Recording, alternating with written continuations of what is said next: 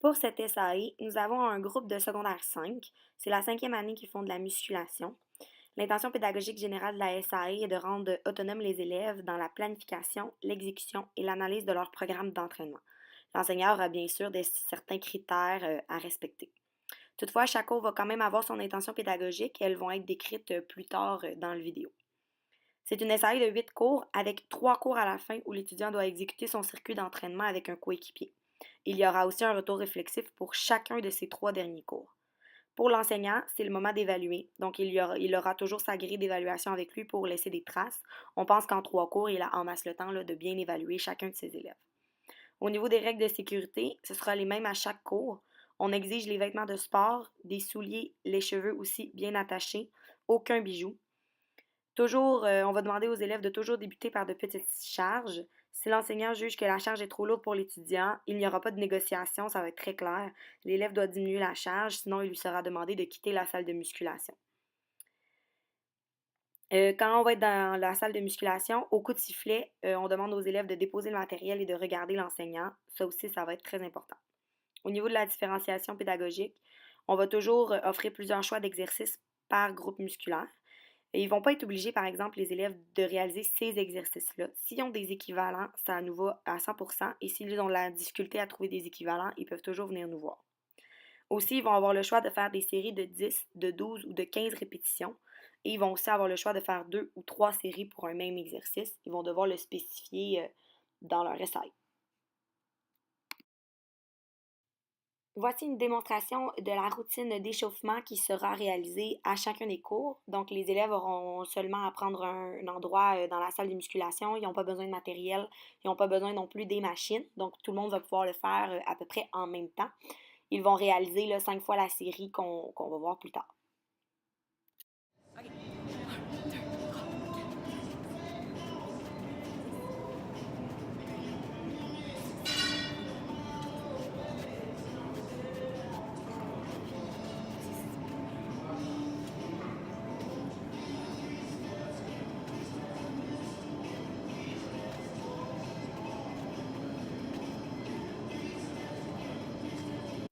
Voici maintenant un exemple de la routine d'étirement.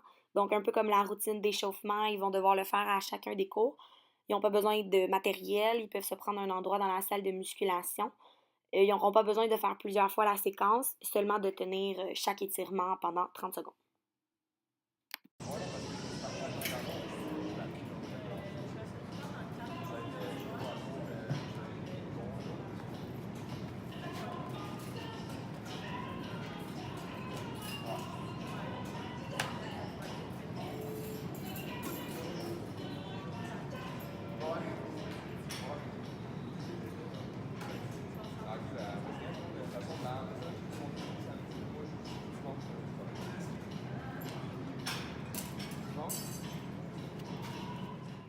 Pour le premier cours, l'intention pédagogique est de réaliser un programme d'entraînement conçu par l'enseignant et d'y appliquer les principes d'entraînement de base. Donc, en fait, on a conçu un programme d'entraînement pour eux. Ils vont commencer par leur routine d'échauffement, puis ensuite, ils ont divers exercices à réaliser. Ils peuvent le faire dans l'ordre qu'ils veulent parce qu'ils ne peuvent pas être tous sur la même machine en même temps, on le sait. On va leur demander de se placer en équipe de 2. Les équipes ne sont pas obligées de rester les mêmes tout au long de la SAE. En secondaire 5, ils sont assez autonomes, je pense, pour pouvoir changer de partenaire s'ils en ont envie. Donc, l'enseignant, pendant ce cours-là, va se promener, va regarder l'exécution des mouvements, va rappeler la respiration, les choses comme les genoux, toujours au-dessus, là, des points d'appui dans le sol. Et à la fin du cours, on va plus présenter le reste de la SAE en détail. Été mentionné aussi au début, les élèves auront le choix entre faire 2 ou 3 séries par exercice. Ils vont aussi avoir le choix entre faire 10, 12 ou 15 répétitions par exercice selon leur forme physique.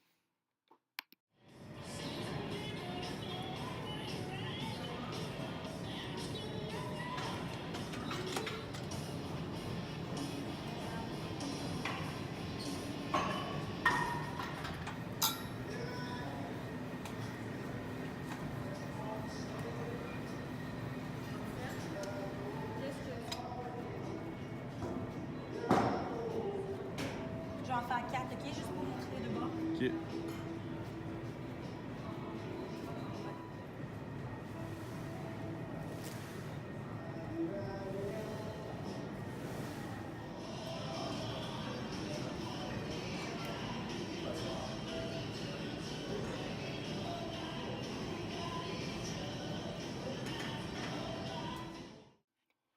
Pour notre deuxième cours, l'intention pédagogique est que les élèves soient capables de faire un entraînement cardiovasculaire.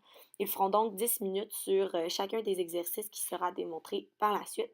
À la fin du cours, ils devront choisir leur préféré qu'ils intégreront ensuite à leur programme d'entraînement à réaliser à la fin de la SAE. Ils peuvent faire les exercices dans l'ordre comme dans le désordre selon la disponibilité des machines. Le rôle de l'enseignant est de regarder l'intensité des élèves, donc est-ce que l'intensité elle est suffisante ou elle est insuffisante. On fait aussi un petit rappel des règles de sécurité qui ont été décrites au début de la SAE.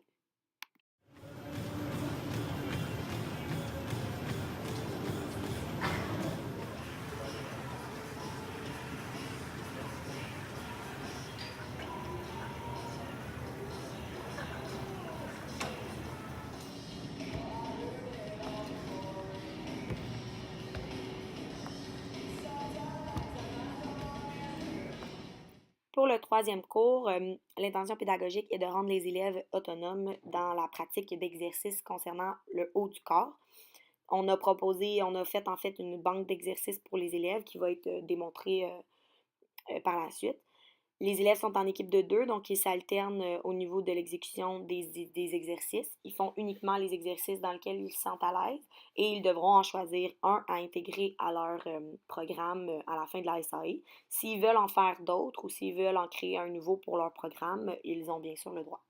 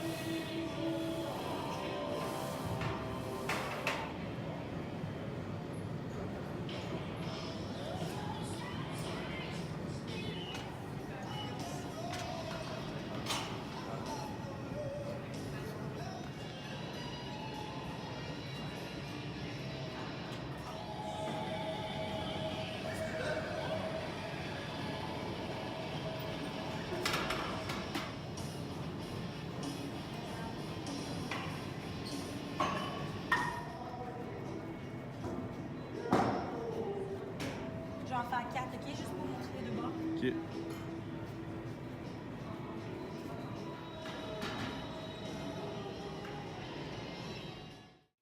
Le cours numéro 4 est très semblable au cours numéro 3, mais c'est maintenant des exercices pour le bas du corps.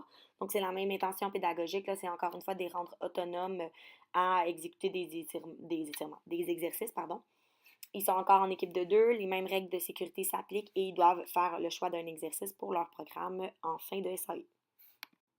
Le rôle de l'enseignant est encore de vérifier l'exécution des mouvements et de donner des conseils à ceux qui en ont besoin.